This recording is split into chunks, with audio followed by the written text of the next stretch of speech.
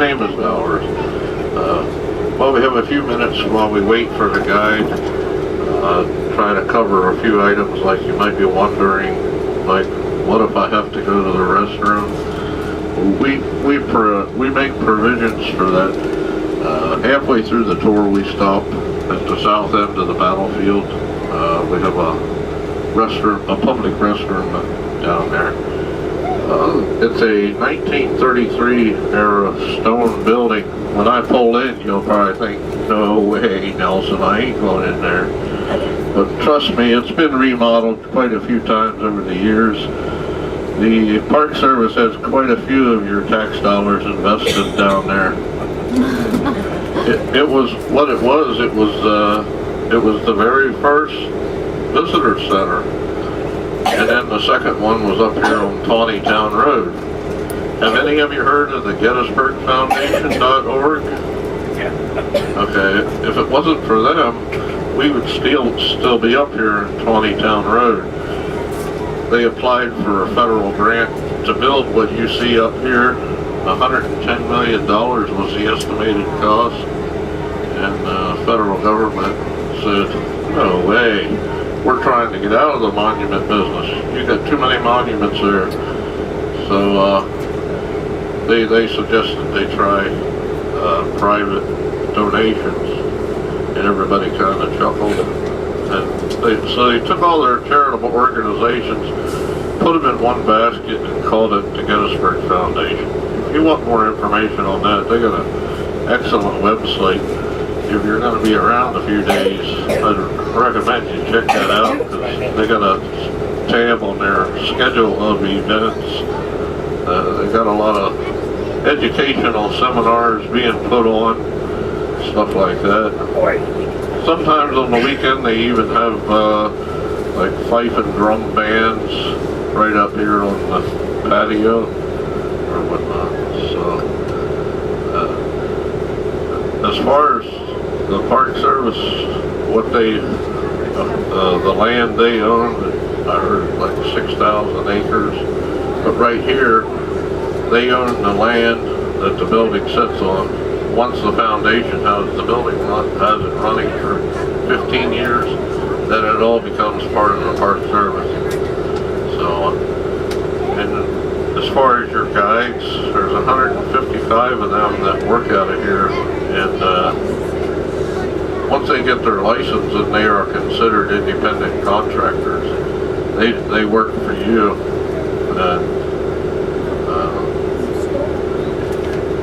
I came here 5 years ago, thought I knew everything there was to know about the American Civil War, and I took the written exam, scored the highest score I ever scored in any written exam, got an 88%. I was real proud of myself for about 2 weeks till I got a notification in my email that, sorry Nelson, you didn't make, your score wasn't quite high enough. I had to have a 93% correct to get in the group to move ahead to the next process, which was they call it an oral exam. It's what it is, it's a 2-hour tour with a park ranger while he's judging you on how you speak, stuff like that. It used to be based just on solely on knowledge. Now they're getting more choosy. So needless to say, they had an opening for a bus driver.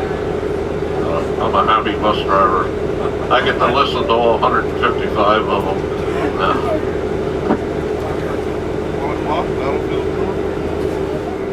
Have you all gotten one of these maps? If not, I can walk back through it. We have one back there. They're a little reluctant up there to pass them out, but we go up there and grab a handful when they're not looking. We bring them down, sell them for $1 a piece on the money. No, I'm just kidding.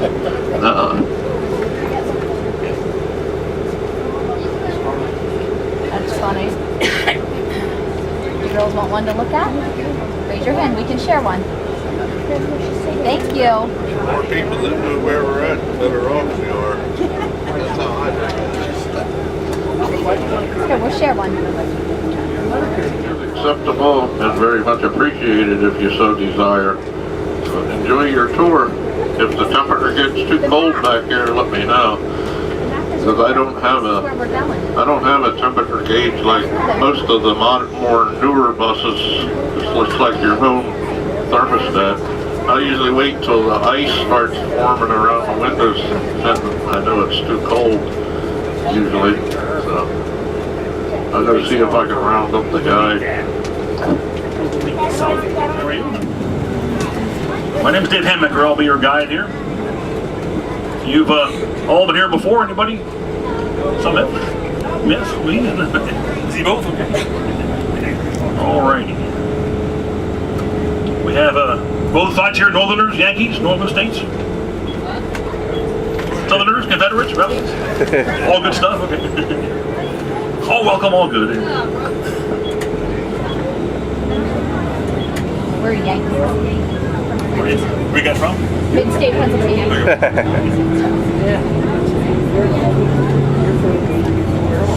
You seen the museum so far this morning? The building here, the museum, I name it. The big painting, that cyclorama, amazing painting, the cyclorama, 1884. 11 tons of paint and canvas. Restored inch by inch about 6 years ago. There's 4 big parking lots here. Next lot around the bend, it's called the bus lot in the springtime. April, May, we'll do 110, 120 buses a day of school kids come out. 8th grade, 5th grade mostly. There's a lot here to see usually. Just buses up the line here. Weekdays in May. Wow, what Bus, happened? oil spill on the bus. Little problem with the oil there. Oops. Yeah. That's not good. Get the bikes on the left. You can do bicycle tours here, and horseback tours, and Segway tours, and walking tours, and car tours.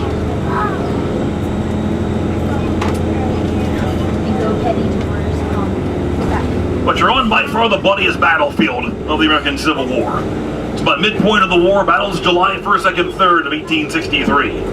In those 3 days, 52,000 men, 52,000 killed, wounded, or taken prisoner. And the odd thing is, no pre-plan to fight here at all. No advanced planning to come to Gettingsburg, Pennsylvania in July 1863. They're drawn here by one thing, the road down here, one of 10 crossroads. Armies, the town's no big deal. About a mile in front of us is the town. Up left here, the roads are what counts for the armies. You put one army on one road, it could be an 80-mile-long traffic jam. Horses, men, wagons, and cannons. This road's called the Baltimore Turnpike. Crushed stone, Macadam Road, a more modern highway. Go right 75 miles, you're in Washington, D.C. So for George Meade, Northern Commander, retreat, resupply, his lifelines here, back and forth to the capital. Big old crushed stone, got a more modern highway, with layers of gravel and stone packed down hard. Also a toll road, the Turnpike name. There were 10 roads here in town, 3 were turnpikes, 7 were hard-packed dirt roads. Going north here now, up towards town, turn left here. Head north. The armies come north behind you now out of Virginia, early in June. For George Meade, 95,000 Union troops. He's in charge for 3 days. He's brand new to command the Northern Army. For Robert E. Lee, on Wind Street back south, Southern Commander, 75,000 Confederate troops come north early in June with Lee's army. Southern guys are confident on a Wind Street back south. Come north really looking for a fight. Confident by late June. Keep in mind here, guys, one more thing. A lot more trees now. We'll see farmland, be fewer trees then. Corn, wheat, rye, a lot less thick woods today. The plan's been for years here for the National Park Service, restore the ground to the way it looked back then. Look at photographs and letters and diaries. We're cutting trees down, planting trees back in. Restoring wooden fences and stone walls, putting it back more and more as it was. Of course, back then, of course, no Pike restaurant. Up top, no comfort suites, ignore those please. More modern things emerge over the years. But the hill certainly was here. It's called Cemetery Hill. Guess why it's called Cemetery Hill? Why is it called cemetery? Hint for you there, yeah. Cemetery on a hill, hard to believe, yeah. There's the town's namesake, or the hill's namesake. The old Evergreen Cemetery, 1854. Here's some more of the monuments. Up here on the right, big fight here on day 2. Northern cannons, northern monuments here. Late second day, called East Cemetery Hill. Soldier there on the right is Winfield Scott Hancock. He's George Meade's 2nd Corps commander, one of 7 Northern Corps. The Corps is about 10,000 men. The Northern Army. No, not that one. Left here again, the Iron Fence. Here's the National Cemetery here, where Lincoln spoke in November that same year, 1863, for the Gettysburg Address. Back here on the hill proper, I guess no surprise, there's no fun shack, no subway, no parking lot, no water tower. There were 4, really 5 buildings here on the hill at the time of the fight. One in particular one, nearly 1 civilian killed. Brick house here on the right coming up. White shutters, red door in front. Original house, statue in front. Her name was Jenny Wade. She was 20 years old, struck in the back, killed by mistake, more likely. Killed by a stray shot the morning of July 3rd. Heading downhill towards town now. In 1863, 2 things, kind of a small city was here, and the edge of town was right about in here. Entering town back then, going north, this is Baltimore Street. Main Street then like it is now. There were 2,500 people living here at the time of the battle. Live here? No clue it's coming your way. Missed half the war, that's good. Bad news, biggest fight of the war lands on your doorsteps. First day of July. Look to your left front, the brick house with the black shutters. All the white marks on the wall there, that's all bullet damage. Oh my goodness. A lot of homes still bear the scars of battle. About 190 are still here in town today. Many of them bullet marks along. There's still 9 homes in town with a cannonball still on the wall from the fight. And some homes here in town have the blood stains still visible on the floorboards. More creepy souvenir in your house. Original Civil War blood stains here and there. Oh my. Old town hides out. Where do they go? Look on the sidewalks here. For the windows here, right and left of us. Bottom of the building on the sidewalks, windows. Most homes have a cellar, a basement to go to. Whole town hides underground. Basement, barn, root cellar for 3 days. Leave the home on July 4th and 5th, the armies are gone. Heading back south behind you, back into Virginia. But the armies leave behind here in town 22,000 wounded men. Every church, every house, every barn is a hospital. They also leave behind 8,000 dead on the field. They're unburied in July heat, bloating up and decomposing fast. And they also leave behind 5,000 dead horses that were killed too to be burned off on the way to the battle. This building on your left, double red doors, white clock tower on top was here. 1859, original county courthouse. It's called Adams County 1800 for John Adams back then, the president. Early 1800s. I'll give you an idea of the size of the town back then. There were 6 hotels here in town in 1863. 8 different churches. A small college to the north. To the northwest, the Lutheran Seminary. 2 banks. An iron foundry. A couple of brick kilns. Several carriage-making firms. Nice little city for its day. The college back then was called Pennsylvania College. Now it's called Gettysburg College. Back then, 45 students on campus. Very small school. 3 buildings. 2 are still here today, though. Still remain today. Like most schools now, they were in class year-round. Some were in class July 1st when the battle broke out. College cost back then $40 a year for the college. It's 10 for room and board and 30 for tuition. Sorry, dream is long gone. This year it's $58,000 a year now. It's a private 4-year school. Little circle in front of us, bit of a circle back then, bit of a roundabout. To the right here, 3-story red brick house, home of a lawyer named David Wills. Lincoln stayed here on the right in the brick house. 2nd floor, right 2 windows, Lincoln's bedroom for the night in November 1863.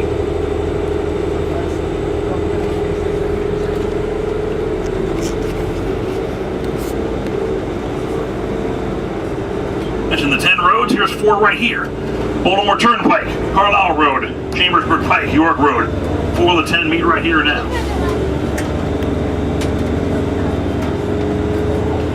One more bit of bad news. If you live here, your house, your church, your neighbor's house has one more thing.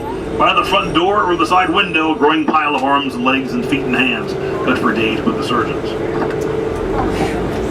Oldest church still in town. Left here coming up with the white columns, 1835. That was here at Christ Lutheran Church.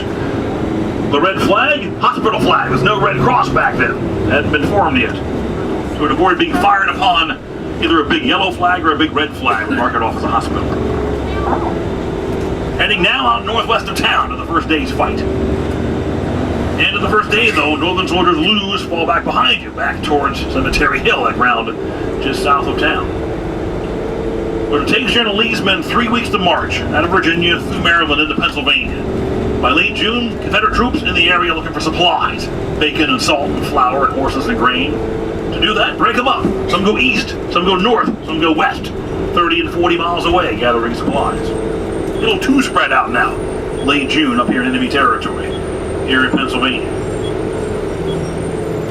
June 28th, George Meade gets command of the Northern Army. Down in Maryland, about 10, 15 miles away. And General Lee finds out from scouts and spies he's just that, too scattered, too far apart, a little vulnerable now, up here in Pennsylvania. Let's gather for a fight. Send horseback riders east toward York, Pennsylvania, 30 miles away, fall back towards Harrisburg, 40 miles north, and fall back towards us. Not here, but near here. Gather hills out to the west, called South Mountain. Again, more modern buildings here. To the right, can't see it much now, over to the right's modern day glimpse through the trees here at homes of modern day Gettingsburg College. Figure in 3 days back then, the Army's fire 7 million bullets. 7 million bullets fired. The college teams, guess what they're called? The Bullets. Team name from the college now is the Gettingsburg Bullets. Left here, another school, a still active Lutheran seminary. 1826, he trained to be a minister here long before the war. But the ridge here is named from the campus. It's called Seminary Ridge. Runs left to the south. It's the main Confederate line, more on day 2 and day 3. Actually, June 30th, though. Northern guys get here first. By mid-morning, last day of June, Northern cavalry arrives. John Buford, the commander, sees the ridges here, the hills and the roads. He'll stay put next day, July 1st. Hold the ground. Here now, part of the first day out here now. Little trees on your left, apple trees being replanted. Put them back in where they were, based on photographs and letters and diaries. These fences all restored by volunteers last few years. Put them back where they were, same style, same locations. To the right, it's called a worm fence or a snake rail fence. Look at the fence to the right. There's no nails, no post holes. Build them up, tear them down, kind of a portable fence, move them around, depending on livestock and crops. Even the crops here now, the corn, hay, and soybeans, farmers not gonna lease land from the park and plant crops and graze cattle. Put it back to its old use again. This white stone barn here, no, that's coming up. Original 1853. Another big mass hospital. The house burned down years ago. The old McPherson barn. So here on the right, horseback is John Reynolds, one of George Meade's 7 Northern Corps commanders. Here though on foot, there's John Buford. He gets here first on June 30th with about 3,000 Union cavalry. He'll stay put here, just west of town, and hold the town, hold the roads. And to the right, these trees would have been gone. These thick woods cleared off. Corn, wheat, rye. A lot more thick woods today.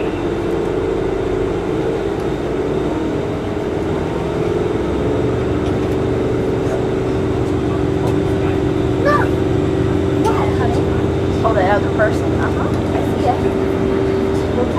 And the amazing variety of monuments, though, nearly 1,800 monuments, plaques, markers on the field. Most placed here within 30 years, 1880s, 1890s. Men that fought will come back, hold a small gathering, honor the guys that died, honor their own service, and kind of mark where they fought all those years before. Most will come back within 20 and 30 years. Here's an example here down here on the fence line. On the right coming up, 7th Wisconsin Regiment, but they're in 1887. It's 24 years later. Here's a beautiful native stone, 7th Wisconsin. Left here, 2nd Wisconsin, there he is there on the left. Regiments are normally 1,000 men, 10 100-man companies. You join back home, volunteers, state flag, national flag, flying side by side. Company of 100 men, 10 companies, regiment of 1,000. Left here, 24th Michigan, all Wayne County guys, near Detroit. On the right, from North Carolina, more modern, 30 years old, 1985. Much more modern design there.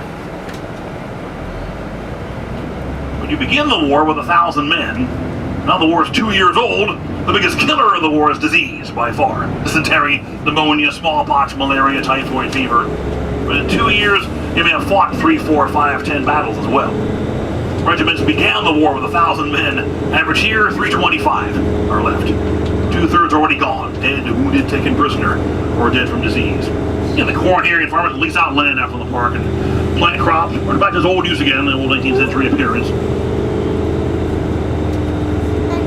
Anybody a baseball fan, perhaps? Here in bronze? Past these trees here on the right front, past the cars there, Hammer Doubleday. Did he really invent baseball? Probably not literally the inventor of the game, but a big fan of the game for sure, promoting the game even during the war.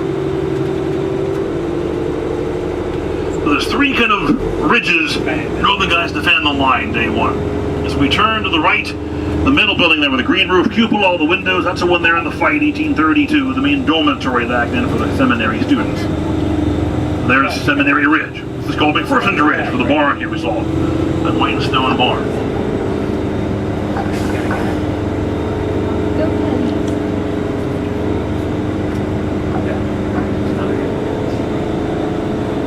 So July 1st now, clear these trees, look out to your left on the horizon. Kind of a long blue-green hill back there. The last hill's 10 miles away, it's called South Mountain. Coming in down this road from the left, morning of July 1st, 7,000 Confederates, like a battering ram, column of 4 coming down the road. Confident, but now cautious. In day one, no plan to fight here at all. A light, slow fight begins out left, out to the west, early morning of July 1st. It's bigger and louder and bloodier as the morning kind of wears on.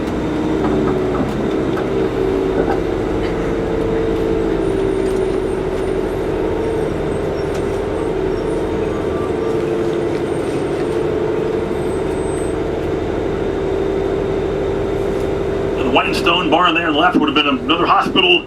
Near those front windows or doors, there'd be a big and wagon load of limbs cut for days by the doctors here. Here in front of us, there's no road here and no bridge in front either. Modern day road, modern day bridge. Under the bridge called the railroad cut, like a trench. No tracks yet, the road bed was there, but no rails have been laid in yet. But to the right here, near embankment where it drops off, the near dirt embankment down there, they found the last soldier's remains down there, 1996, 19 years ago. Found the last soldier's remains not too long ago, right down there, that far side of the cut there now. Who he was, we'll never know. We call them dog tags now, no real dog tags for the men usually back then. Found unknown, but buried with full honors though, in the National Cemetery. It's about 17 years ago. 18 now. What happens though is 8,000 are dead when the fight's over. Horrible smells, great fear of disease. You bury them fast, like 2-foot deep mass graves, 20, 30 at a time. So they're buried quickly following 2 or 3 weeks. Then the plan was northern state, northern win. As northern dead go, the brand new National Cemetery is south of town on Cemetery Hill. Southern dead, unwelcome, middle of the Civil War, lay on their mass graves 9 more years. 1872, there was money raised, calls made, bring those boys back home. They're dead taken back south when the war's over. But in 9 years, some were covered in crops, lost to woods, kind of forgotten about, sadly. Estimates are right now, about 500 men were never found. They still lie somewhere in these fields today. Well, by 10 o'clock in the morning, the first day of July, fight's rolling now. As we turn, look off your left, the big white cap silo, further left, that big red roof barn over there. That's called Hurrah's Ridge. Back then, the barn's gone, the trees mostly are gone as well. Confederates put their cannons there, begin to fire here, called McPherson's Ridge. Northern line, the Confederate line, about mid-morning the first day. Blazing away now, blinding smoke, deafening noise, crops all smashed down. About 10:30 in the morning, attacks come from those ridges toward us. Confederates come in, and their column of their 2 rank-deep battle lines across those fields. Blazing away now, huge smoke from the black powder. An amazing variety of monuments, though. Here on the right coming up, here he is, 6th New York Cavalry, 1886. Just 23 years later, nearly 6 tons of granite and bronze. And the trees, these trees would have been gone back, and your left front would have been gone. Also worth planting in trees here in front of us. Apple trees being reestablished, orchards being replanted. Here in the park, they're called infant trees. Young trees, infant trees. You know, come on, infant trees. Any classic guy joke. Infant trees. Okay, it's so bad it's good, I know. But more incredible artwork here on the right, 1889. Horse and rider in stone, 26 years later, 17th Pennsylvania Cavalry Monument. That's pretty. 1889. Here's one more on the roads. 1-lane country road called the Mummaspur Road. Old dirt road. But the hill here in front of us is the key to the fight day one. It's called Oak Hill. It's the highest point on the first day's battlefield. Little luck for Robert E. Lee, it'll be in southern hands about noontime. Coming down in front of us from the north, just by luck, coming back down from Harrisburg. Sent that way late later in June, earlier in June to find supplies. But look to the right, this panoramic view. This gives you the idea. Whole view. This commands the whole field. Combine two things, the cannons with the high ground.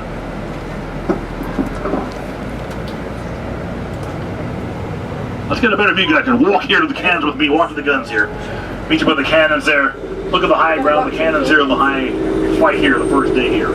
So going over here. More of these black ones are made of cast or wrought iron.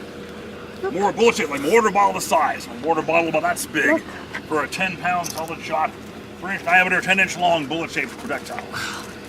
Load from the front, muzzle loader, about 1.5 pounds of black powder in a flannel bag with that. Load from the front, fire from the back. 5 men fire the gun. 2 in front, loaded up, and 3 in the back, aim and fire it. Aim just by experience, by practice. Turn the handle to the gun's elevation, that's the way, up and down.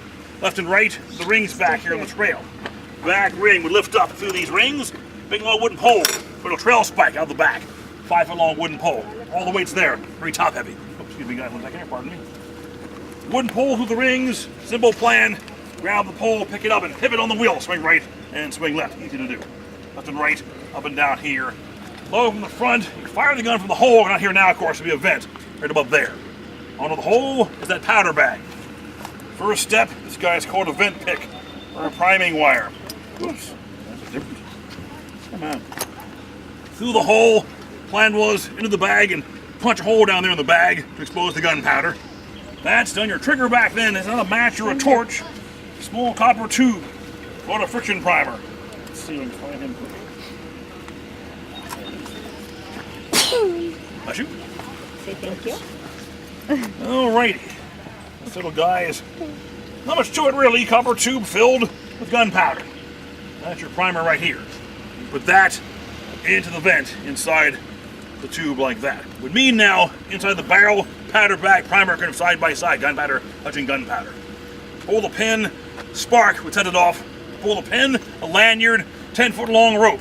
Hook into the ring, into the vent, about 10 feet back. Make kind of a downward pull like that. Simple plan, pull the pin through the tube, causing a spark. Ignites the powder into a flame, into the main charge down in there, and off you go. Rope's 10 feet long, whole gun's called a recoil. Rolls back 8-10 feet into the grass. Stand well clear, guys, if you run over by your own cannon. So 4 guys grab the wheels, roll it back up, aim it again, fire it again. These 5 guys aim, load, and fire about twice a minute with a good crew. And the range, not behind you guys there, back there, the big red barn out there, red roof barn, that's in range from here, no trouble at all.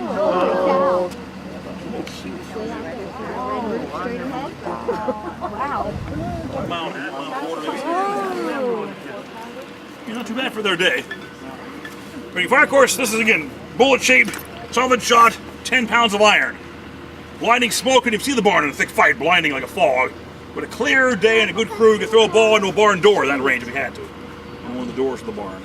10-inch long, 10-pound solid shot, hit a barn, other cannons, called counter battery fire, other ranks of men too. The round balls from the bronze, with a Napoleon, shot put size round ball, great, like a rock on a pond, like a bowling ball. On the ground and cut your leg off, cut your head off, cut you in half, and bounce along that way like a bowling ball. They got guys that way. Or make it a shell, hollow it out. Round or a bullet-shaped projectile, inside packed with gunpowder. Burning time fuse, burst the shell downwind. Call them now, shrapnel shell fragments. Take out 4 or 5, 10 guys, like a big hand grenade. I'll pass this guy around here, original piece here. No. Shell fragments. Some bigger, some smaller, 8, 10, 12 chunks. Take out 4 or 5, 10 guys, like a big hand grenade at long or short range. At really close range, called canister, like a big shotgun shell. The tin can here is like a modern-day Pringles chip can. Little skinny tin can. In the can are 30, 40 musket balls. They got 20, 30 guys. We squash through a 2-rank deep battle line. The bronze guns, bigger version of canister. It's an old coffee can years ago. Tin can's that big around, roughly about that long's the can. In that tin can, though, packed in sawdust, 27 of these guys in the can. Feel him, and the guy behind you. Keep on going. That'll smart a bit. So, oh yeah. All right, yeah. Oh yeah. Massive firepower from the cannons. Biggest killer in the war is disease. They're in battle, biggest killer of the bullets. In 3 days, 7 million fired roughly. Biggest killer of the war is this guy here, 58 caliber called the mini ball. Typical round of the war, soft lead bullet like that. But being soft lead, it's an arm or a leg or a skull is going to flatten. Let me borrow your hand once here. Bullet like that guy here. It's an arm or a leg or a skull is going to flatten like that. Like that. I'm not sure about that. Breaks the bones beyond repair. And that means one more bit of bad news here in town. Your house, your barn, your church, as these guys touch for days with the surgeons here. House, church, barn, front door, side window, limbs piled day and night with the surgeons here. I see the ball. It's coming around. Burn them off and bury them later on down the road here. It's coming Sorry, around. guys. Colorized, modern, little photograph with old modern. Look, here, Mommy will get it. Just for fun. Red tins there, George. Just for a effect. Thing is, they'll also combine the view, though. Look at the view here. Beautiful day here with a cannon fire. Back then, blinding smoke, deafening noise, but clear shot just commands the whole field. These cannons are Confederate cannons. At noontime, by luck, coming down Harrisburg from the north. Comes these Confederate troops. Also, morning, there's Hers Ridge by the Red Roof Barn and the silo. 10 o'clock, they're there. Confederates. Noon, they're here. More Confederates. Can't see it now, but a mile that way, the old Harrisburg Road. By 3 p.m., for Robert E. Lee, big plus. More men, more cannons, the high ground here. Biggest plus coming in from multiple directions. First from the west, then from the north and down over there from the east, coming in from York and Harrisburg. Just by luck and timing. Look at these. Northern guys are in 3 war spots. Down there in front of us, between the buses. White Stone Barn down there, the cars down there. Called McPherson's Ridge, it's the morning fight. Northern guys. By noon, off past these cars, Monument Line, Oak Ridge. Second Northern Line there, about noon time. Third Northern Line, guess where they are? Down there in the valley. Like fish in a barrel down there, though. As day one wears on, things go worse and worse for George Meade and better for Robert E. Lee. Oh, go ahead, Bubba, go ahead. Oh, yes. But, thing is, the war begins here. It's midway here for the war. Thing is, though, Northern guys will lose big time. Outnumbered, outgunned, almost surrounded, and fall back through town. Now, the next 2 days, they have the high ground. Things reverse. 2 key hills, day 2 and day 3. Behind me in the valley, the white steeple. The hill behind there is called Culp's Hill. I guess fall back there on darkness. Earlier on the first day, right to the tree in the valley again. Big kind of blue-green glass tower, pyramid down there. There's modern-day Gettingsburg College above there. Tall, thick, dark tree line. That cemetery hill there. Oh, thank you. Northern guys will lose. Thank you again. Northern guys lose. Here and here, and fall back there, but now they have the high ground. Oh, thank you. The next 2 days. There we go. The command post is still up here? Now for Lee's men, leave some guns here, move the men down through town. Take it by force down there. So Lee's plan day 2 was one big day 1, why stop now? Hit those hills, push Meade south, Baltimore and DC in the range, hopefully down the road, days or weeks later. But beautiful view now, again, fighting going on, again, deafening noise, blinding smoke. Fight's over, smashed crops, crushed fences, bullet-ridden homes and barns. Just the first day out here, just July 1st, 16,000 men. Just the first day, 16,000 killed, wounded, taken prisoner. So for Lee, though, pretty good day. He has the town by about 6 p.m., shelter and supplies. He controls 7 of 10 roads. He has 4,000 prisoners in his hands, too. That's good news, bad news there as well. Still, though, in Lee's mind, great day. Next day, hit him again, take those hills, and keep on rolling from there. George Meade missed the entire day, too far away. Here about midnight, told by his men we lost here, but fell back. Cemetery Hill, rally there, trees were gone back then. Nice, ringed with Northern men, Northern cannons. His rallying spot late day 1 and for the rest of the battle. Hold the ground down there. Then one more thing, guys. Behind you, the flame. It'll burn 24/7. Natural gas pipeline. See the plane? Called the Eternal Light Peace Memorial. 1938, 75 years later for the day, July 3rd, 1938. It's the eternal flame. Honoring both sides here in stone. Forever. Tall columns, Alabama limestone. The base is Maine granite. But the crowd here in front of us, past these buses for the ceremony in 1938, there's about 250,000 people here for the ceremony. Then the crowd of veterans, they're 95, 100, 105, 110-year-old veterans. Last guy died, bless you too, we can verify, 1956. 17 during the war, 109 when he died from Duluth, Minnesota, Albert Wilson, 1956. That's, we can verify. He died after the war. Last widow passed away 15 years ago. In her 90s, late 90s. Didn't marry her during the war, post-war, young woman, old veteran, marrying decades later. Her name's Gertrude Janeway. Yes, with Richard Janeway, the veteran. They married in 1932, long after the war. When they married, kind of weird. He's 81, she's 18 when they got married in their 90s. Oh my. No, he was not rich, not rich. I wasn't rich. That's a weird thing. No huge fortune for the guy. That's kind of weird. Even creepier, I know that. This, by the way, was vandalized about 9 years ago, covered in graffiti and spray paint. Never caught them. Restored though with the park. Nicely restored, but never caught them. But it's one night, middle of winter, but 9 years ago, covered in just nonsense. Obscenities. Green black spray paint, pretty silly. But guys, take about 5 minutes. Take the top of the rise, enjoy the view, taking photographs, help yourself. And so the black guns fire with that bullet-shaped cannonball or projectile lecture coming up. There's the bronze and blue-green patina now. The barrel's original there, just the barrel weighs about 1,200 pounds. Normally pulled by 6 horses, fired by a 5-man crew. Another farmer in the bullseye on your left, Red Barn, White House, the Moses McLean farm. He was an attorney, tenant farmer, farmed the land for Mr. McLean. Stand up so you can see. One more big mass hospital too. Stand up, Mommy's got you. And to the right, original stone walls, also put in by the farmers, as for the fences, marking off farm lanes, a lot of field stone, clear it, plant crops, mark off your boundary lines. Well, the wall to the right, it's worthless back then for soldiers, too low for cover.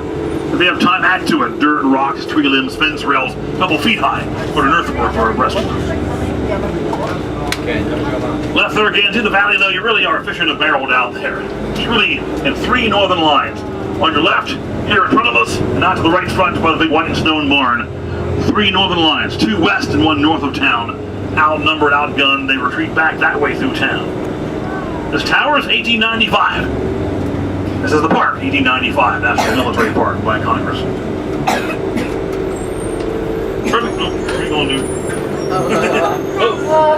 Yeah, Not quite. you can't back up, buddy. There you go. This guy here in bronze named John Robinson. Probably seen movies, paintings, documentaries. Typical big long bushy beards, goatees, mustaches called mutton chops. John Robinson, they say, had the longest beard in the Northern Army. His beard was navel, his belly button. Robinson's classic Civil War beard. But the average soldier in the war, some bearded, some clean shaven. Average man, though, look here on the right, is about that size, about 5'8", 145 pounds. Average man's a farmer, 25 years old, 5'8", 145 pounds, and a skinny and wiry guys. Well, the biggest guy we can verify here in this fight fought about a mile and a half that way down near Culp's Hill, 2nd day, 3rd day mostly, from Indiana, named David Van Buskirk, 6 foot 10 and a half. Survives the war unhurt. These are all more modern buildings, by the way, back here. Still in private hands. They were here first before the park got land around them decades ago. Kind of grandfathered into the park. Plans for the park, not seize them if they can, they'll buy them if they can, remove them one by one by purchase, maybe get them out of here by buying them up individually from farmers and local. Average man's 25, some are 10, 14, 18 years old. Average guy lives mid-20s though. And the tallest man in the war we can verify didn't fight here at all. Go for a photo of my phone real quick here, guys. Let me get a phone call, sorry. He was from Kentucky. Didn't fight here at all, much further west. Name is Martin Van Buren Bates. And Martin Van Buren Bates was 7'9", nearly 8 foot tall. He survived the war as well by some miracle.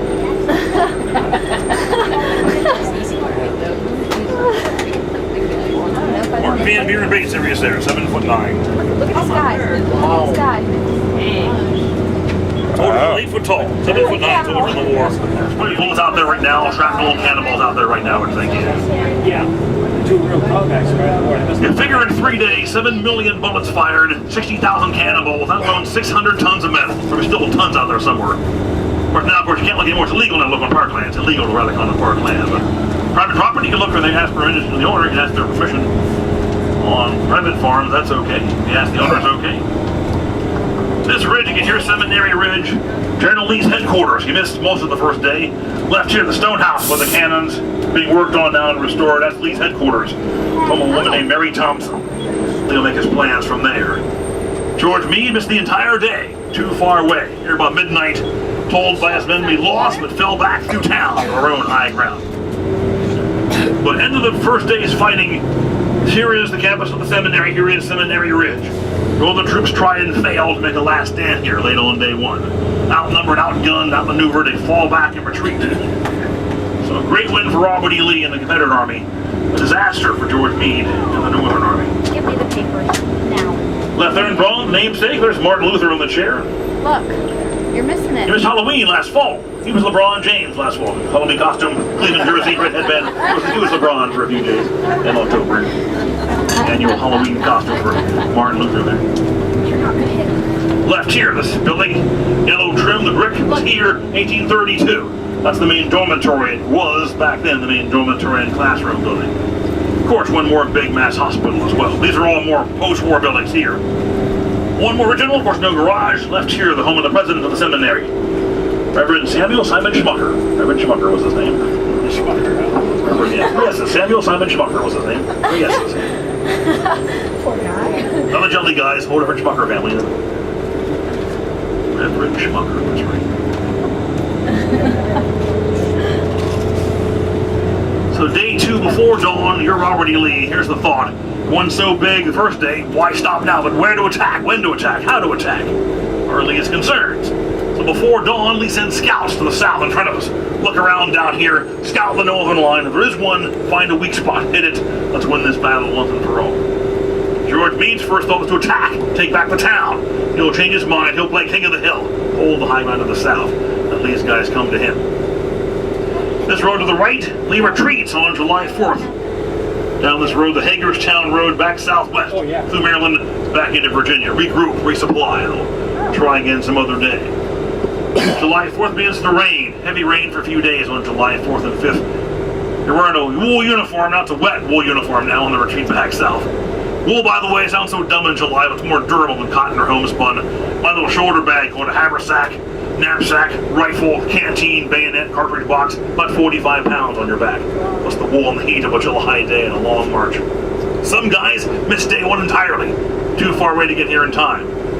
Second day in July, some of Lee's men marched 28 miles in 12 hours to get here. And then fought when they got here too. That's called a forced march. Every hour, rest 10 minutes, march 50 minutes, rest 10, march 50, rest 10, march 50. And 28 miles in 12 hours. And then fought when they got here too. Look to the right down the road. July 5th and 6th, Lee's wagon train's 55 miles long down that road to get out of here. Horses, men, wagons, cannons, prisoners, stake on the hoof going back south. Big long traffic jams. Right again, original stone walls. Played with the farmers. Taller again if you have time, build them up. Dirt, rocks, tree limbs, fence rails. These homes are post-war, old though. 1880s, 1890s, early 20th century. This one here's a pre-World War II National Guard Armory. State National Guard, 1938, that Art Deco style there, late 30s. Going south, here is General Lee's line next 2 days. Heading down Seminary Ridge. Cannons are brought back years later, mark their approximate battle lines. The tube here, the cannon barrels, original for the most part here. On the northern line, off your left, across the valley, that big blue water tower over there, that's Cemetery Hill. Because back then, towers gone, trees are gone, buildings are gone. If you're here and you're Robert E. Lee, here's the thought. I want that hill, but how to get there? Early day 2. Here's the plan. Easy, really, or simple. March the men for cover to the right past these big trees behind the ridge. March south and come in around behind the flank and rear of the northern line. Apple trees again being restored, a little more orchards being replanted. Left here again, original stone walls. Further left, these homes, most of the homes were gone, most of the trees were gone. That's the western side of Cemetery Hill. Picture it, ringed with northern men, northern cannons. The remainder of the northern line, off your left front, across the valley. Big red barn, big white dome, big tall columns over there. There's the northern line, Cemetery Ridge. Again, close the name for sure, cemetery and seminary, but about a mile apart. Confederates here, Roman guys across the way. And the cannons would have been 4 guns called a battery, or 6 cannons, a northern battery of artillery, grouped together. Here on the right. The cows there, not original, all post-war cows, if you're curious, all post-war cows. I know, it's utterly ridiculous, I know. Bada boom, bada bing. Cows? There are famous reenactor cows, reenactor cows, reenactor cows right now. Reenactor cows. Authentic in every way. Mississippi? Left here, bronze, one of our older ones on the Confederate side, 1929. Oh my. Honors men from North Carolina. Mount Rushmore. Sculptor there, did the one here too, Griffin Borglum. This 20s, Rushmore in the 30s for Griffin Borglum. Left here, more modern, beautiful cut stone. Tennessee's Monument 1982. Tennessee's troops here. One of our later Confederate memorials here. Keep in mind, though, guys, for decades, Northern State, Northern Win. It was always Northern reunions, Northern gatherings, their story. All their monuments were Northern monuments for years. They won here. 30, 40 years later, Southern guys, somewhat welcome, begin to come back, work their way back in until their story slowly 1890s, 1910s. The first try to link both sides, 1895, was made a park by Congress. For 40 years, it's controlled by the Army, by the War Department. These plaques on the right, on a brigade tablet, they tell both sides, one side per plaque, though. But the first real monuments until 1917 during World War I. Still, first and largest Confederate monument up here in front of us here, on the left. On it's all the men from Virginia. Top in bronze is Robert E. Lee, the commander. His horse in bronze, big gray named Traveler up there with him. Tiffany's in New York has the bronze, 1912. Look. Dedicated June 6, 1917 to all the men from Virginia. You gonna see it? Look. Look up. Go Petties, yes. They're Go Petties. Look up. Look up, girls. Left here again, beautiful view of the bronze in front, just restored about 3 years ago. You see it? Left-hand figure, load the rifle. It's a roll paper tube cartridge, bullet and gunpowder, single shot muzzle loader, 58 caliber. It killed 500 yards if he had to, but of course closer the better. Right-hand gun, the bugler as well. To move you guys in battle, smoke and noise, it's a voice command, a bugle call, and follow the flag in the smoke. Your volunteers, state flag, national flag, flying side by side. Flags to the men are two things, symbol of home and country and family. In the smoke, though, he's your point of direction. He goes forward and we go forward. He falls back, we fall back. You gotta follow the flag in the smoke here. On horseback, kind of a dumb move. Target for sure. Most men fight off for horse, fight dismounted if you can, fight on foot. Big bullseye like a horseback. Quick glimpse as we turn. Pickett's charge on July 3rd. We'll see it in more detail on the northern side. Here's a glimpse, though, from the Confederate vantage point. As we turn, Lee sends 13,000 men on this line here. On your left, past the monument. Fields out there. There's the Confederate view of Pickett's charge on the left, past the monument there. Those fields. 13,000 men are going to run, going to march off left, across the valley.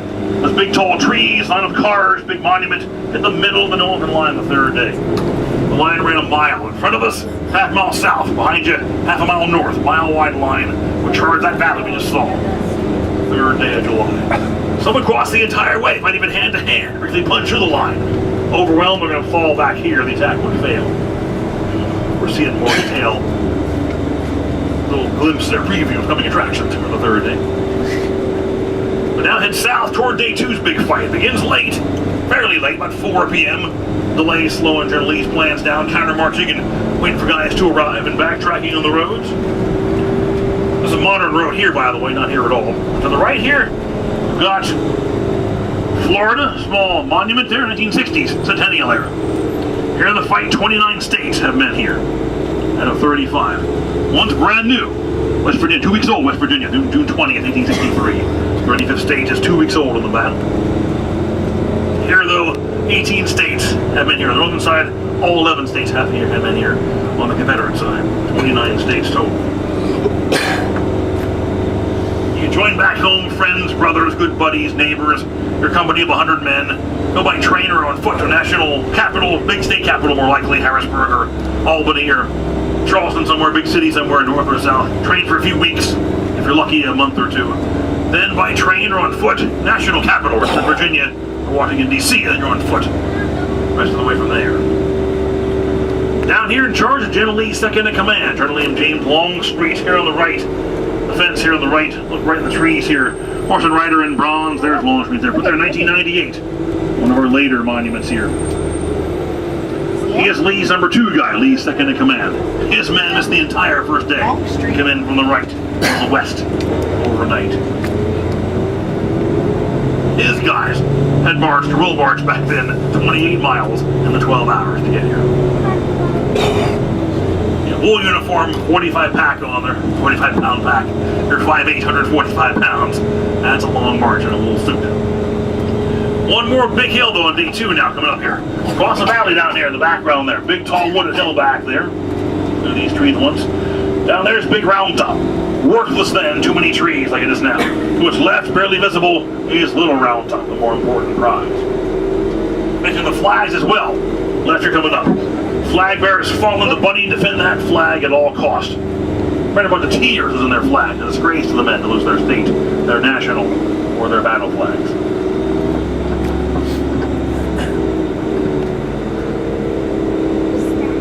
So General Lee's first plan of attack, day 2, was to attack behind you back towards town. March here for cover, attack that way, and behind the northern line, back on Cemetery Hill. It's a morning planning on the second day. With delays, shift things down here and delay things much of the day. Here's the view, though. To avoid being seen, here's the ridge marked back here on low ground behind the ridge. Clear these trees in a minute. You're going to march back here on the low ground for cover. One more important name, post-war name, of course. Off to the right front, the big white barn down there, is the Eisenhower Farm. Oh, okay. That's Ike's farm in the valley. He was here during World War I. Young captain and nobody then.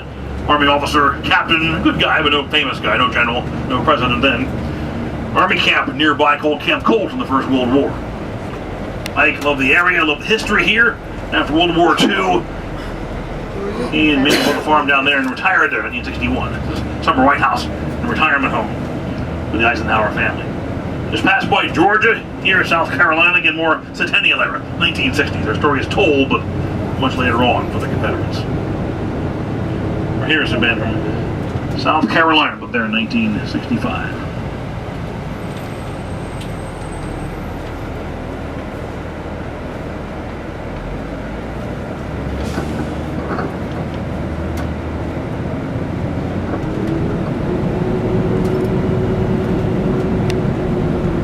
Better view now, off to your left front, there's Big Round Top. See it? Big, tall trees, underbrush, it's really worthless back then. No time cutting them down. The smaller it was cleared by luck by the farmers about a year prior. This ridge, called Warfield Ridge, the main southern line, about 4 p.m. day 2, they attack. And from Arkansas, Texas, attack here toward those hills about 4 p.m. Look left again there. Open face of the hill coming into view. Capitol Tower, that's the real prize. That's Little Round Top there. Little Round Top. That's the focus now. Hit that hill. Little castle. The trees gone, great view. View, cannon fire. Whoop, that's the plus now.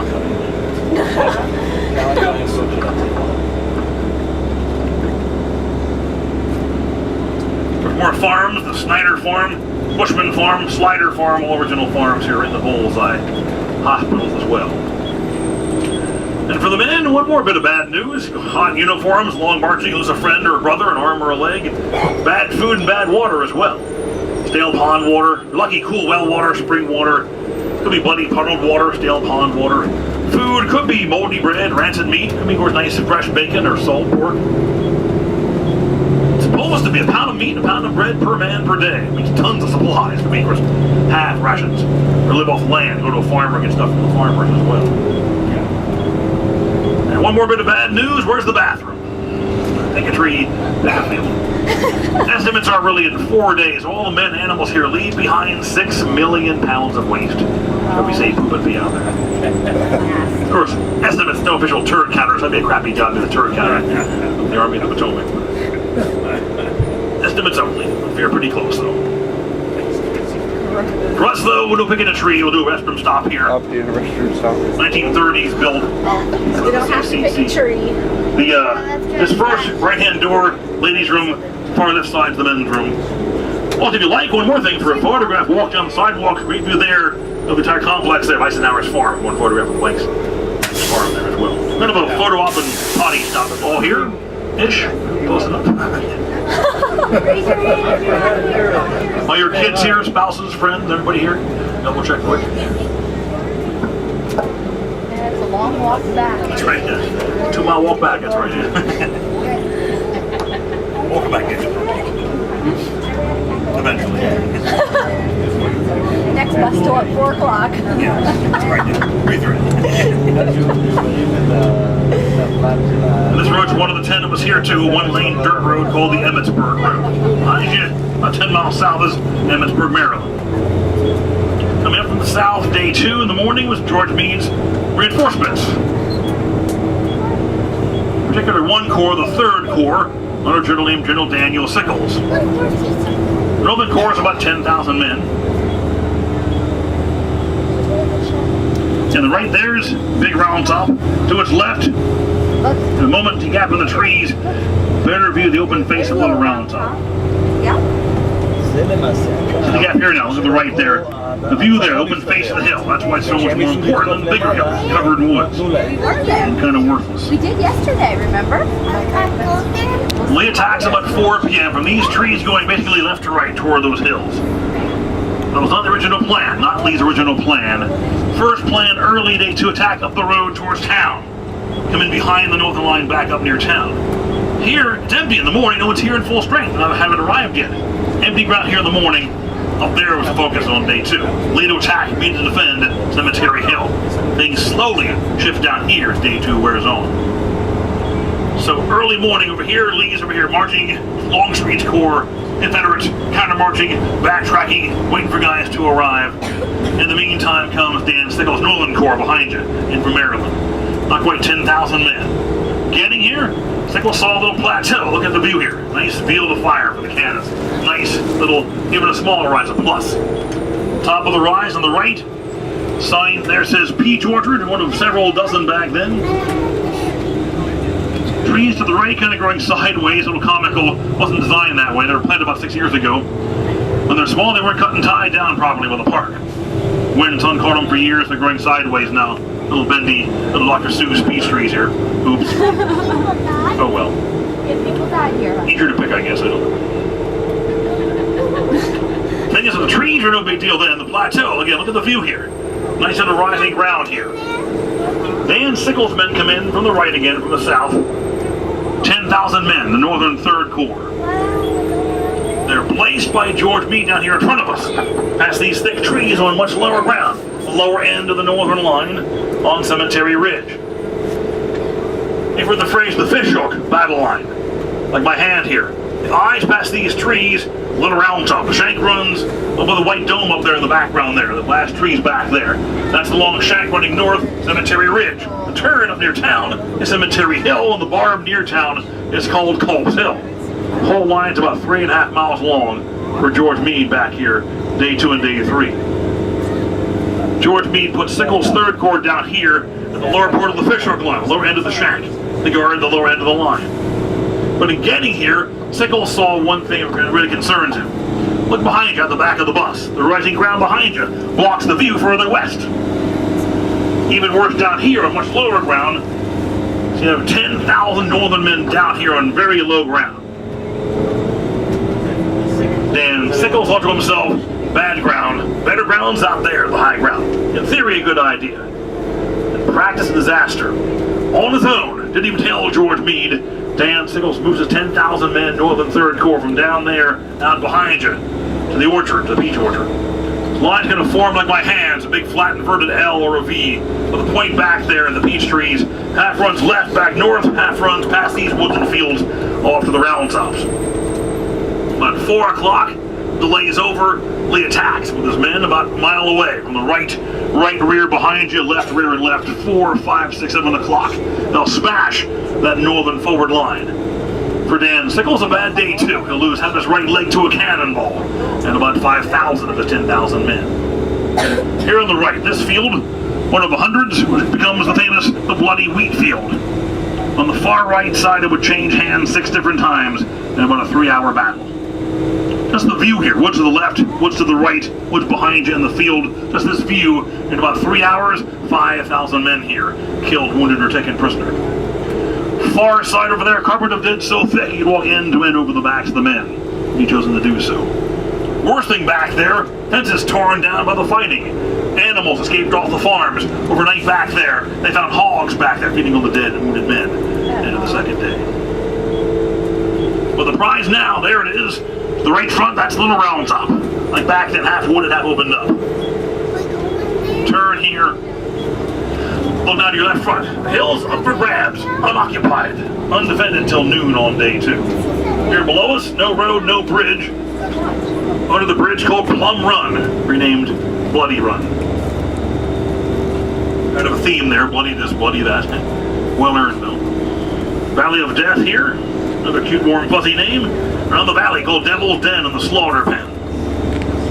Although Devil's Den's a pre-war name with the locals. Huge rocks and boulders. The first Devils, quote-unquote, Eastern Black Snakes, 8, 9, 10 footers sometimes, were the first Devils of Devil's Den. The left there, the hill, the real prize now, about 2 miles south of town, that second day. That hill's empty, up for grabs. Unoccupied till noon. Why is that? Early day 2 again. Where's the focus? Behind you, 2 miles north, Cemetery Hill. Afterthought here. It's more important as day 2 wears on. Just past noon here, the guys from the Signal Corps. Northern red and white signal flags in their hands. Hill's still pretty vulnerable though. But it begins about 4 p.m. that second day. So we turn here. Begins about 4 o'clock. We went here. Massive boulders called Devil's Den. Look off to the right front. Big rocks back there right now. Picture that fight. Ricochets, blinding smoke, hand to hand. That's a wild fight there too. Here's again Plum or Bloody Run. To the right, underbrush was gone, called the Slaughter Pen. But try doing this. Lee's men would charge this hill 3 times. Up the hill they go, under fire all 3 times they tried. Alabama and Texas troops made the charges. 10 minutes to spare, really close call. Northern guys get here first. Michigan and New York on the front. Back in the woods, Pennsylvania and Maine troops on the back. A brigade of 1,300 men, told to do one thing here, hold the ground here at all cost. That big Hallow Tower on the hill there, 44th New York Regiment. Monument, 1893, below on the rock, Michigan troops. Same thing, hold at all cost. The brigade commander from Erie named Strong Vincent. Walk in the woods there. Colonel from Erie named Strong Vincent, 26 years old. Harvard lawyer. Left there in the red areas there in bronze. There's Vincent, their statue. He's killed here on the hill. Back here in the woods, off your left front, across a modern-day road, regiment from Maine, the 20th Maine Regiment. Their colonel named Joshua Chamberlain has the same order. Hold here at all cost, at all hazards. Here on the right is the main battle line. Less underbrush, of course. Little ridge, little spur off the back of the hill. Again, one order again. Hold at all hazards. They would face 4 charges to the right behind this ridge. Men from Alabama. Where did they come from? Behind you, off Big Round Top. Hidden in the trees there. Came off and hit the back of the smaller hill as well. Finally, nowhere to go. The Maine troops charge to the right with bayonets down the back. Swing down behind you with a bayonet charge. And push back with Alabama troops.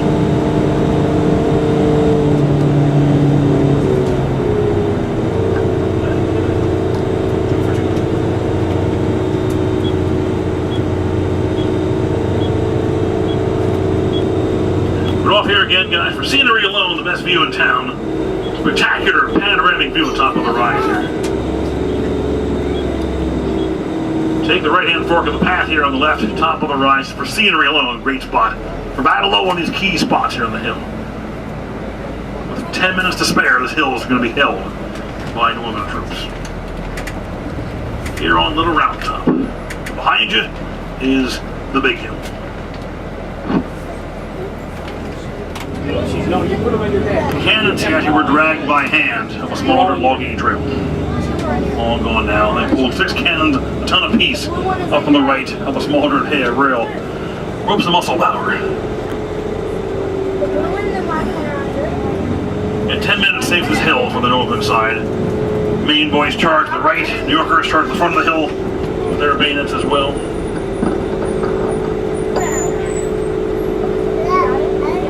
One more view there left of the battle below the hill.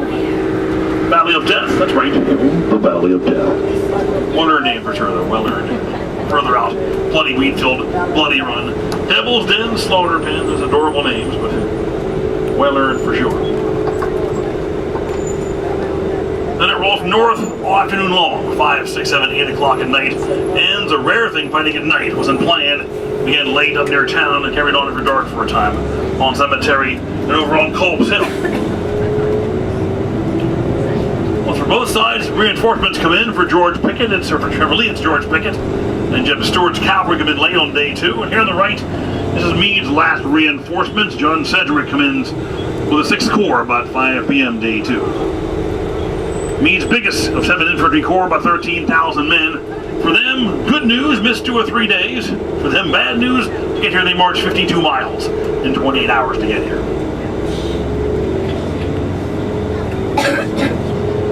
back to the late morning of the second day of July. This little valley was originally Dan Sickles' Northern Third Corps. But you're left in front, the trees block the view.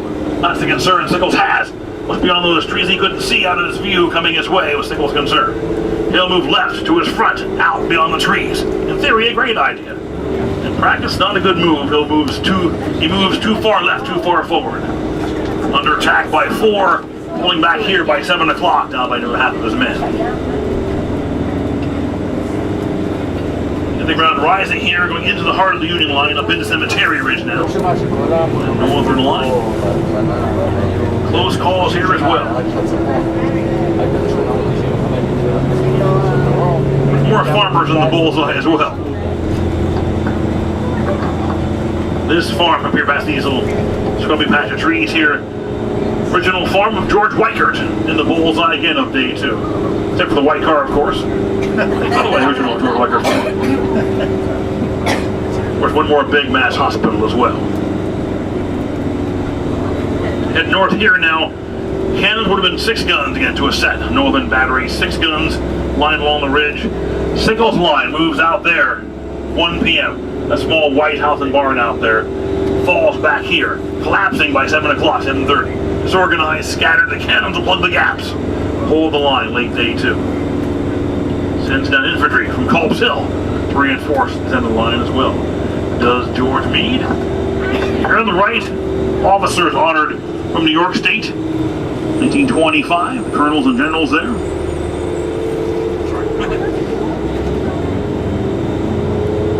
But our biggest monument by far up here in front of us, the big white dome. Biggest monument, Little State Pride, Pennsylvania Monument, 1910. 70 feet from the sword to the ground, nearly 4,000 tons of granite and bronze. The bronze plaques at the base run all 4 sides. All the names are there in the campaign for Pennsylvania alone. 34,530 names.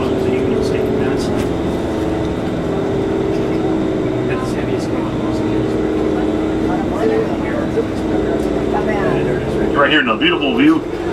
Restored about 10 years ago. Squeezed in, kind of steam clean right now with a good wash and spray. Very top was Victory and Peace, made by melted down bronze cannon barrels after the war was over. Staircase, left of the stairs is Abraham Lincoln. Right of the stairs, Andrew Curtin, governor of Pennsylvania back then. Andrew Gray Curtin. That's our motto, small, unassuming, modest monument. You can barely see it anyway. Look quick. Nearly 4,000 tons of granite and bronze. Are we showing off? Yes, we are. It's our state, our land. We're north here again still. It ends late. Up around the bend to the right and over off, going to more this way, all further right. You can barely see them now, Cemetery and Culp's Hill. After dark, a rare thing anywhere in the war. It wasn't planned here at all. It began too late in the day to call it off. Get pounded away, muzzle flashes and blinding smoke and hand-to-hand, some friendly fire here and there. Or on the wrong guys by mistake here and there.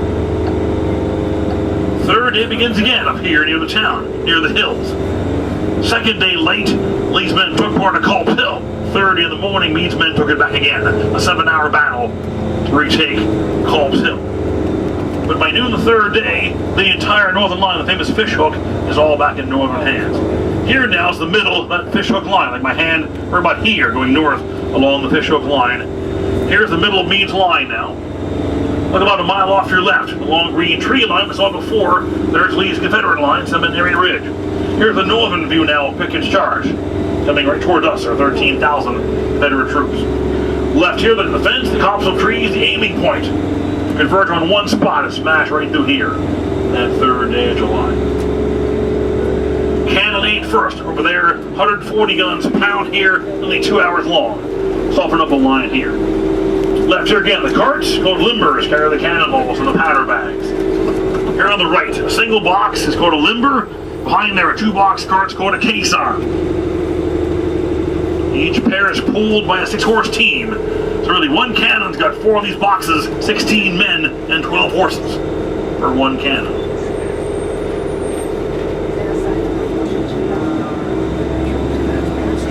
So you're about a mile off your your left, across the valley, there's a big long green tree line. There's Lee's Confederate line. Here's the plan now. The ends are strong points. In front of us, Cemetery and Culp's Hill. Behind you, the round tops. Here in the middle must be Meade's weak spot. That's Lee's thinking. About a mile off to your left.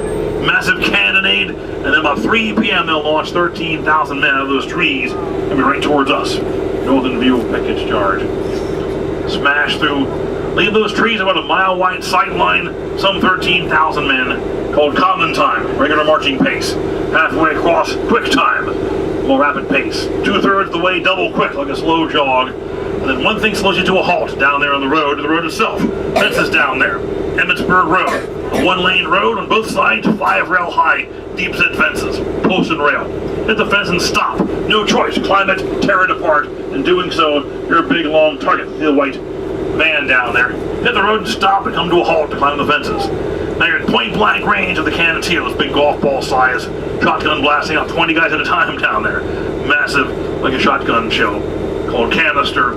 30, 40 guns open up on you at point blank range. Some though cross the road there and come finally right toward us. Rush the stone wall here, original stone wall where it bends here, go the angle, big 90-degree turn. Fight right here, even 20 minutes hand to hand. Pistols, bowie knives, bayonets, fists. Overwhelmed here. Lee's men, Pickett's charge falls back. They lose here and retreat across the valley. This square mile, in about an hour's time, it'll cost Lee here nearly 6,000 of his 13,000 men. Nearly half left here, killed, wounded, or taken prisoner. For George Meade, and Meade's back here behind me on horseback. For George Meade, he'll lose 1/3 of Lee's losses. Of course, sad thing is, really, in many ways, all Americans split by the war those 4 bloody years. Square mile in an hour's time, combined here, figure 8,000 Americans here killed, wounded, or taken prisoner in that mere hour's time. Never better or worse, but numbers-wise, more than Pearl Harbor, more than D-Day, more than 9/11, point to point, all 3 combined, but compare one to the others. So huge loss, again, smashed fences and crushed crops and dead out there by the thousands. One was a woman in uniform found dead, no marks, just one woman found in rebel uniform killed up there as well in Pickett's charge. Got that far, crossed the entire valley, even punched through briefly, but got to fall back and they would lose here.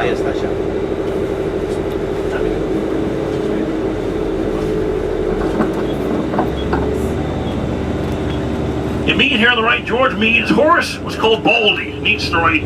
Brown horse, white patch like a bald spot. Meade calls him Baldy. But Baldy, a tough horse. During the war, Baldy's wounded 14 times. Lived for 18 more years. He was almost 30 when he died. That's a tough horse.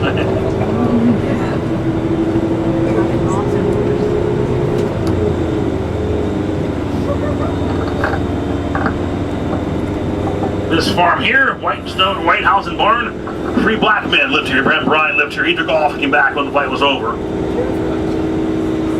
That was about 8 or 9% were freed men and women. Some have been slaves, some have been freed all their lives. They took off in a panic.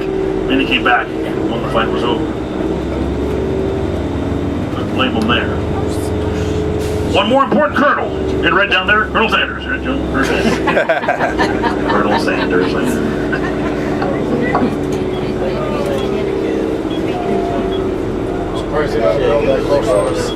Well, in the 40s, part of the land, World War II, money was tight. It was developed in World War II by developers. It's gone since then. But the plan to restore things, on your left, this field was a parking lot 3 years ago. These fences here were put in 3 weeks ago. And they can, they'll buy the land back there. They can, one by one, in the back of the can. It'll be a long-term process. Maybe never. This lot's going to go too down the road, put it back into woods and fields. For years, this was the Yard Park Museum site. 2 buildings, one behind you, one here on the right. Both are gone. Plan is remove the lots as well and restore the ground. They might leave one partial bay though for one more thing. Off your left front, across a more formal post-war stone wall. Those white headstones, there's the National Cemetery. These graves are the World Wars, Korean War and Vietnam War. Up on top of the hill, where the Civil War did. Here's one more of the roads, a little dirt road called the Tawny Town Road. What? Tawny Town. Right there, you understand.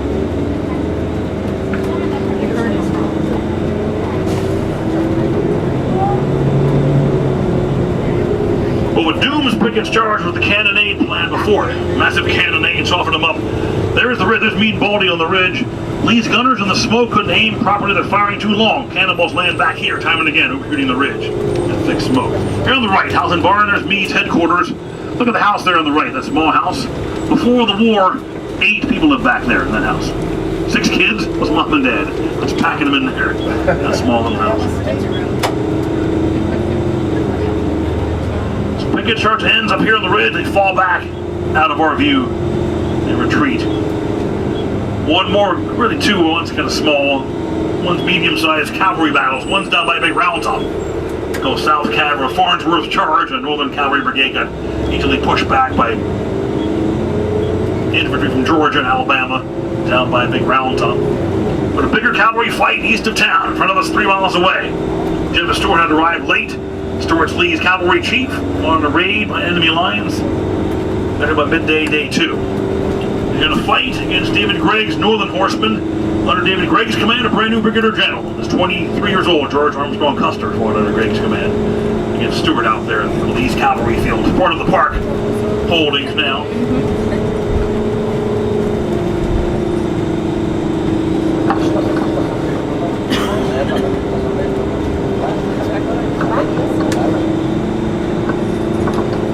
Begins to rain, heavy rain on July 4th, and for Robert E. Lee, no choice but to retreat, head back south, get back home, regroup, resupply. They'll try again some other day.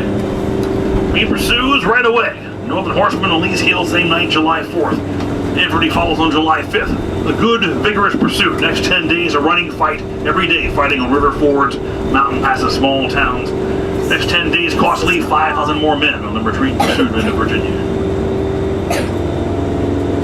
Mid-July, they would kind of slip away from Meade's grasp. No knockout blow ever delivered by Meade, but trying to get one, I think, in. And back south by mid-July, and the war does drag on nearly 2 more years. Well, the same day, July 4th, Lee retreats here, 1,000 miles away in Vicksburg, Mississippi. Another big northern wind. General Grant's army takes Vicksburg after a long 6-week siege. People in town leave the homes, the barn, the root cellar. This disaster waiting for them again. All the dead men, dead animals, smashed crops, dead horses, bullet-ridden homes and barns. Months of cleaning this place up. A disaster for the poor town.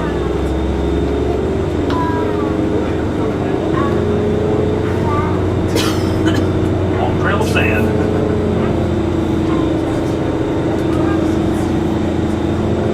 Look at these 3 days, by far the bloodiest 3 days of the war. 52,000 men in those 3 days. 52,000 killed, wounded, or taken prisoner.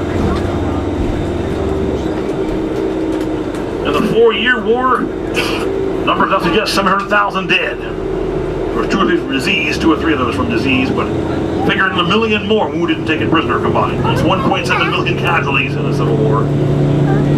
By far the bloodiest battle of the bloodiest war, not in world, but in American history for sure. Tales by World War standards, but for Americans, by far the bloodiest fight of the bloodiest war. Lincoln arrives by train in the fall. Stays at the Wills house there in the circle there. David Wilson's home there on the square. Gives the address about a mile in front of us, the brand new fresh graves there in the brand new cemetery. On November 19th, 407 years ago, the hallowed ground, the brave men that they get dead, all the words of the address. Man guy spoke 2 hours, Lincoln about 2 minutes long. Edward Everett, the more famous, long forgotten orator of his day, Edward Everett, spoke about 2 hours long. Lee came close here, couldn't quite get it done. Meade's really holding those hills last 2 days of the fight, and they'll head back south. March made a park 1895 by Congress on that old 120-year-old park today, this year I should say. But, hey. Good day, guys. Thank you very much. Have a good day. Thank you. Thank you.